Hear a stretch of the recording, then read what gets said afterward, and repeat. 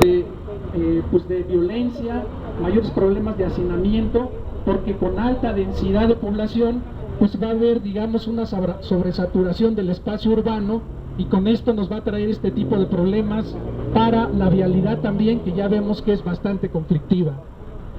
Nosotros hemos oído de que ahora el clima está cambiando, de que ya no son las mismas circunstancias que tenemos de otros años, y entonces también con este tipo de altas densidades nuestra ciudad, nuestro espacio, los pedregales estarán más propensos a que haya fenómenos que nos vayan a afectar. Las inundaciones, pero sobre todo las sequías, que ahora vemos que son más frecuentes, van a hacer que tengamos más conflictos. También pues la ciudad ahora en este año se cumplen 30 de los sismos de 1985, y con grandes construcciones se aumenta el riesgo para cuestiones de los sismos. Muchas personas dicen que aquí hay basalto, que aquí no nos afectan los sismos, pero en algún momento dado, si hay un sismo muy grande y se rompen las capas de basalto, entonces estamos expuestos a sismos de carácter trepidatorio, que es eso, que se hace una vibración muy fuerte, y no del todo estamos eximidos de que tengamos problemas con grandes construcciones y con gran densidad de este tipo de riesgos. Así es que la mayor densidad de población va a aumentar el riesgo a este tipo de cosas, y entonces nosotros tenemos un poco que estar viendo que haya pues ya un poco de conciencia con nosotros, y que pues estemos un poco conscientes y que hagamos cosas al respecto de los problemas que tenemos. Pero los problemas se deben en gran parte a que hay pues un interés de los grandes inversionistas, como se decía hace un rato, de que ellos tienen grandes utilidades, y entonces para que sus dineros no se queden ociosos, me refiero a, por ejemplo, Telmex, me refiero a Banamex, me refiero a Televisa, me refiero a los grandes monopolios que tienen las tiendas comerciales más grandes. Todos ellos tienen una enorme cantidad de utilidades, y entonces para que no se queden esos dineros ociosos, para que no sigan percibiendo ganancias, todas estas personas los invierten en bienes inmuebles, o sea, en hacer la adquisición de predios y construir edificios y casas. Esa es la razón por la que ahora en estas colonias se plantea que haya una gran adquisición por parte de las inmobiliarias del suelo urbano y de las circunstancias para que se construyan aquí una gran cantidad de viviendas. Esto es resultado de que años atrás se tuvo un fracaso en las cuestiones de promoción de la vivienda. Estas personas que ahora van a invertir aquí en estos lugares, originalmente empezaron a invertir en lugares cercanos a la ciudad y hicieron grandes desarrollos inmobiliarios en lugares como Iztapaluca, en lugares como la parte norte del área metropolitana, en el Estado de México, en el Estado de Hidalgo, y también hicieron otros desarrollos inmobiliarios un poco más lejanos, en Tecámac, en varias partes de estos lugares, y que a la vuelta de varios años, estos grandes inversiones, lo que se ha visto es que no han dejado buenos resultados, porque las personas que se fueron a vivir allá pues tardan mucho tiempo en llegar a sus casas, las casas no tienen equipamiento, son lugares donde los servicios educativos y otros escasean, donde los tiempos de traslado son demasiado grandes, donde resulta que el pasaje o los gastos para llegar a estos lugares son muy amplios, y entonces actualmente hay 5 millones de viviendas abandonadas en el país, porque no han sido, digamos, lo suficientemente buenos los servicios para que la gente quiera vivir allá, y finalmente la gente decide nuevamente regresar a la ciudad, y lo que se ha hecho es que haya una gran pérdida de recursos en estas viviendas que están fuera de la ciudad. Los inversionistas no perdieron, ellos construyeron, las vendieron al gobierno, a instituciones como Infonavit, como Infoviste, a los bancos, las personas adquirieron los créditos hipotecarios, y entonces los que pierden son los ciudadanos, los que pierden es el gobierno federal con sus presupuestos, pero los inversionistas no pierden, porque ellos en el momento en que terminan sus obras, las venden,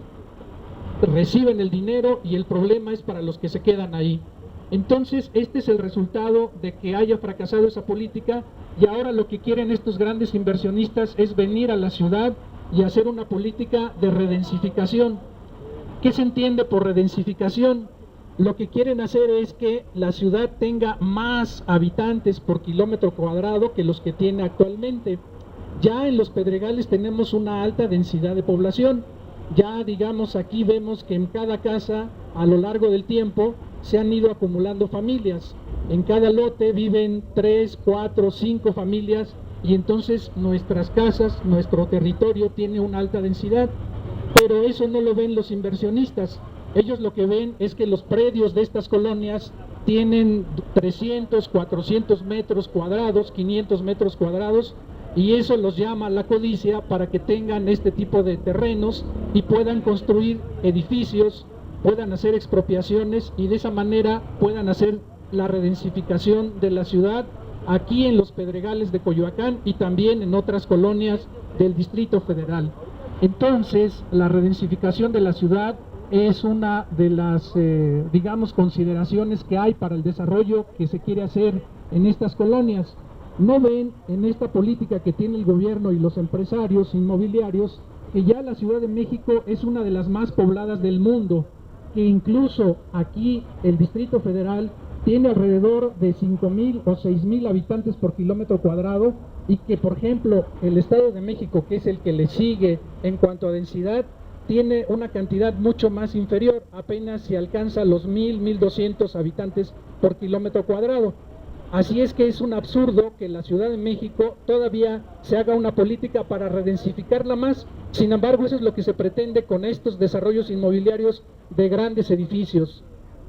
Así es que el agua, por ejemplo, pues va a ser cada vez más escasa y que pues el Cutzamala no nos alcanza para que tengamos el agua. Aquí en los Pedregales tenemos alrededor de 27 pozos de agua y sin embargo estos pozos no alcanzan a abastecer las necesidades porque no solo se usan para lo que se requiere aquí de agua de los colonos, sino en época de estiaje el agua de Coyoacán a través de la estación de bombeo de Xochotepingo va hacia la parte de Iztapalapa y por eso es que también tenemos serios problemas de agua.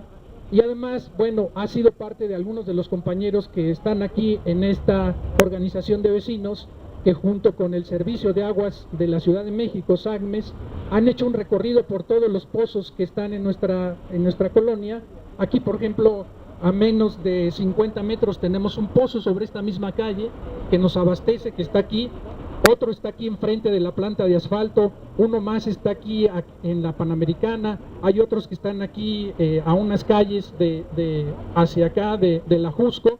y entonces hemos hecho con ellos un diagnóstico de cómo están estos pozos, y lo que se ve es que están muy deteriorados, que el gobierno no les da mantenimiento, que hay vandalismo, que han robado piezas, que no hay seguridad, que las instalaciones para cloración, si se mete ahí un niño o una persona, pues puede haber problemas porque son sustancias muy peligrosas con las que se potabiliza el agua.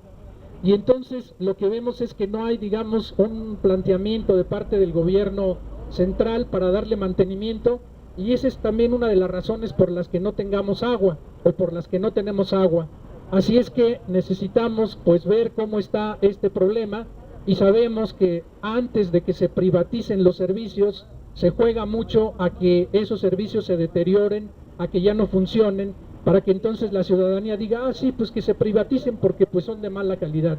Pero cuando se van a privatizar, entonces el agua puede ser que como ya se ve como negocio, entonces ahora la tengamos más cara y si se privatiza no va a haber un uso racional de la misma. Las empresas que tengan el agua lo que van a hacer es que se la van a vender al mejor postor. Quien más pague por el agua es a los que ellos la van a vender, y a los que menos tengamos de consumo, pues nos las van a escasear todavía más. Y también para una empresa no le interesa que el agua se conserve, sino al contrario, le interesa tener ventas y le interesa vender más. Entonces, si se privatiza el agua, pues entonces va a haber más explotación de los acuíferos, y aquí en las colonias de los Pedregales ya tenemos una seria escasez de agua por el abatimiento de los pozos, porque el nivel freático se ha acabado, y entonces con este tipo de desarrollos que se quiere hacer de la redensificación de la ciudad,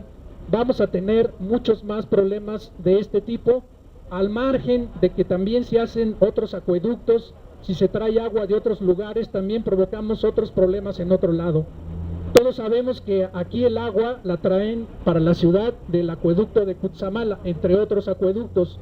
pero ya en esos lugares también la gente empieza a protestar. Las comunidades indígenas que hay en estos sitios han empezado a protestar porque ellos se quedan sin agua. Entonces las comunidades otomís, las comunidades mazahuas, no quieren ya que se haga la segunda etapa del acueducto de Cutzamala, porque también es robarles el agua a ellos, que se quedan, digamos, sin ese servicio, sin esa posibilidad de usar el agua para alimentos, para su consumo, y la traen a la Ciudad de México. Y aquí lo que se ve es que con esta política de redensificación, pues lo que va a hacer es que no haya fuente que nos alcance para este monstruo de ciudad en el que vivimos.